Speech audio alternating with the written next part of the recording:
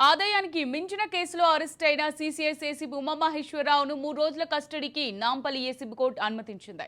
ACB అధికారులు ఉమామహేశ్వరరావును 8 రోజుల కస్టడీకి ఇవ్వాలని పిటిషన్ దాఖలు చేయడంతో వాదనలు పూర్తయిన నేపథ్యంలో నేటి నుంచి 3 రోజుల పాటు కస్టడీకి అనుమతినిచ్చింది. నేడు ఉమామహేశ్వరరావును చెంచల్గూడ జైలు నుంచి ఏసీబీ అధికారులు కస్టడీకి తీసుకుని విచారించనున్నారు.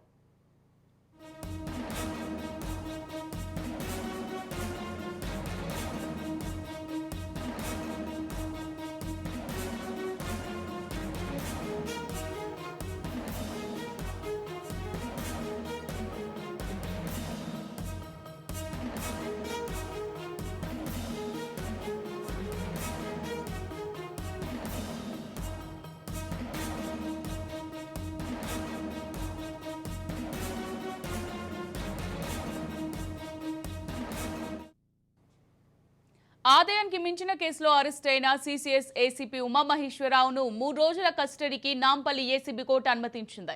ఏసీబీ అధికారులు ఉమామహేశ్వరరావును 8 రోజుల కస్టడీకి ఇవ్వాలని పిటిషన్ దాఖలు చేయడంతో వాదనలు పూర్తయిన నేపథ్యంలో నేటి నుంచి 3 రోజుల పాటు కస్టడీకి అనుమతినిచ్చింది.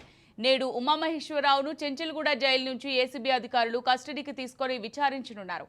ఇక ఈ విచారణకు సంబంధించి మరిన్ని డీటెయిల్స్ మా క్రైమ్ బ్యూరో చీఫ్ ఇన్నారెడ్డి అందిస్తారు. ఇన్నారెడ్డి, ప్రస్తుతం మనం చూస్తున్నాం సిసిఎస్ లో ఏసీపీగా పనిచేస్తున్న ఉమామహేశ్వరరావు సంబంధించి అంటే ఆయన గతంలో ఎక్కడ పనిచేసినప్పటికీ కూడా అంటే ఏదో రూపంలో లంచాలు తీసుకొని అంటే అక్కడ ఆదాయం ఇచ్చిన ఆస్తులు కూడగట్టాడు, బినామీ పేర్లతోటి అక్రమాస్తులు సంపాదించాడని చెప్పి కాకుండా దీంట్లో సిసిఎస్ లో పనిచేస్తున్నప్పుడు బాధితుల తరపున కాకుండా ఎవరైతే ఈ క్రైమ్ చేశారో వాళ్ళకి ఒత్తాసు పలుకుతూ ఆయన అక్రమ సంపాదన చేశాడని చెప్పిన నేపథ్యంలో కూడా ఈ రోజు ఆయన్ని విచారించడానికి కోర్టు నుంచి అనుమతి తీసుకున్నారు. ప్రస్తుతం అయితే మాత్రం 3 రోజుల పాటు పోలీసు కస్టడీ, మరి కాసేపట్లో ఆయన్ను జైలు నుంచి తీసుకుని వచ్చి ఇక్కడ ఏసీబీ ఆఫీస్ లో ఆయన విచారించే అవకాశం కల్పిస్తా ఉంది. అయితే దీంట్లో ప్రధానంగా 3 అంశాల మీద ఏసీబీ అధికారులు ఆయన విచారించడానికి సిద్ధమవుతూ తెలుస్తా ఉంది.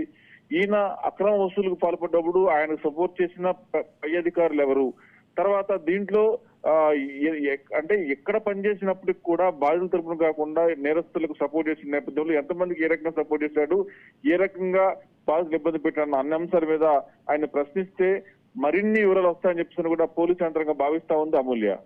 Right, thank you Inna Reddy.